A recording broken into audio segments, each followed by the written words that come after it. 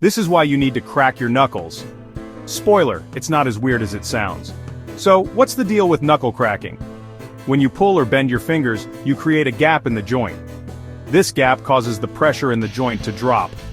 And when pressure drops, gases like nitrogen and carbon dioxide form bubbles in the joint fluid. Do you hear? That's those bubbles bursting. It's like a tiny joint jacuzzi party. Here's the best part: cracking your knuckles isn't bad for you. Studies show it doesn't cause arthritis. But if you do it too often, it might make your hands swell or lose grip strength. So next time someone gives you the stink eye for cracking your knuckles, just hit them with the science. Just remember, everything in moderation, folks. Happy cracking!